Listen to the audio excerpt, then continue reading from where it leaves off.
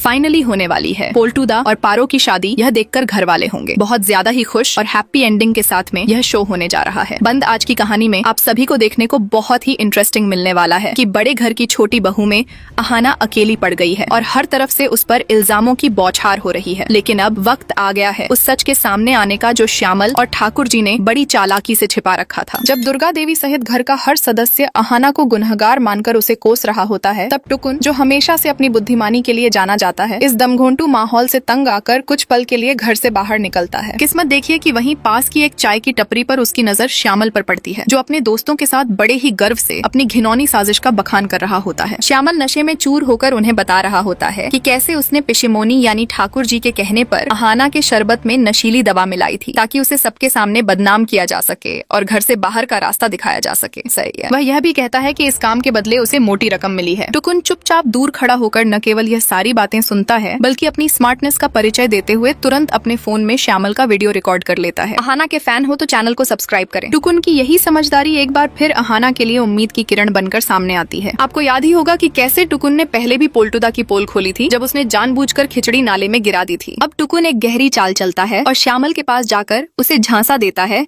कि आज शाम दुर्गा देवी पूरे मोहल्ले के सामने अहाना को सजा देने वाली हैं और उसे घर से धक्के मारकर निकाला जाएगा। टुकुन बड़े ही शातिर तरीके से श्यामल को यकीन दिलाता है कि वह इस पूरे वाकये का इकलौता गवाह है, इसलिए उसका वहाँ होना बेहद जरूरी है ताकि पूरे मोहल्ले की औरतों को एक सबक मिल सके। श्यामल, जो खुद को बहुत होशियार समझ रहा था, टुकुन की चिकनी चुपड़ी बातों में आ जाता है और तमाशा देखने के लिए तैयार हो जाता है। दूसरी तरफ घर के अंदर का नजारा बहुत ही भावुक है। तीनों बहुएं अर्जुन को समझाने की कोशिश करती हैं कि उसे इस मुश्किल घड़ी में अपनी पत्नी अहाना का साथ देना चाहिए। वे उसे याद दिलाती हैं कि उसने अपनी मां के खिलाफ जाकर अहाना से शादी की थी, लेकिन अर्जुन इस समय गुस्से और गलतफहमी में इतना अंधा हो चुका है कि वह साफ कह देता है कि अहाना ने जो किया है उसके लिए वह उसे कभी माफ नहीं करेगा और अब उसका अहाना के साथ रहना नामुमकिन है। अर्जुन का यह कठोर फैसला अहाना को अंदर से तोड़ देता है, लेकिन वह नहीं जानती कि शाम को उसकी किस्मत पलटने वाली है। अहाना के फैन हो तो चैनल को सब्सक्राइब करें। शाम होते ही पूरा मोहल्ला दुर्गा देवी के आंगन में इकट्ठा हो जाता है और जैसा कि टुकुन ने सोचा था, श्यामल भी वहाँ मजे लेने के लिए पहुँच जाता है। जब सजा का वक्त आता है और माहौल पूरी तरह तनावपूर्ण हो जाता है, तभी टुकुन मैदान में उतरता है और सबके सामने अपने फोन से वह वीडियो चला देता है। वीडियो चलते ही वहाँ मौजूद हर शख्स के होश उड़ जाते हैं। श्यामल का अपना ही इकरारनामा कि उसने पिशिमोनी के कहने पर अहाना को फंसाया था पूरे परिवार के पैरों तले से जमीन खिसका देता है। सबसे ज्यादा बुरा हाल तो पिशिमोनी का होता है, जिनके चेहरे का रंग उड़ जाता है और उन्हें समझ नहीं आता कि अब वे खुद को कैसे बचाएं। अपनी ही चाल में मात खा चुकी पिशिमोनी के पास अब कोई जवाब नहीं होता। जैसे ही सच सामने आता है, श्यामल वहाँ से भागने की कोशिश करता है, लेकिन टुकुन उसे दबोच लेता है। दुर्गा देवी, जो अब तक अहाना को गलत समझ रही थीं, उनका गुस्सा अब 7वें आसमान पर पहुंच जाता है और उनका सारा क्रोध ठाकुर जी यानी पिशिमोनी पर फूट पड़ता है। अहाना के फैन हो तो चैनल को सब्सक्राइब करें। इसी बीच टुकुन बड़ी ही मजबूती से दुर्गा देवी के सामने प्रस्ताव रखता है कि ठाकुर जी को भी वही सजा मिलनी चाहिए जो उन्होंने अहाना के लिए तय की थी। लेकिन असली धमाका तो तब होता है जब खुद अहाना अपनी चुप्पी तोड़ती है। अहाना का रूप इस बार पूरी तरह बदला हुआ है। वह अब वो दबी कुचली बहू नहीं रही, बल्कि एक ऐसी महिला के रूप में सामने आती है जो अपने आत्मसम्मान के लिए लड़ना जानती है। अहाना बुआ जी के लिए ऐसी सजा का ऐलान करती है कि सबका दिमाग घूम जाता है। वह भारी आवाज में कहती है कि जिस तरह से बुआ जी ने उसकी इज्जत और चरित्र पर दाग लगाने की कोशिश की है,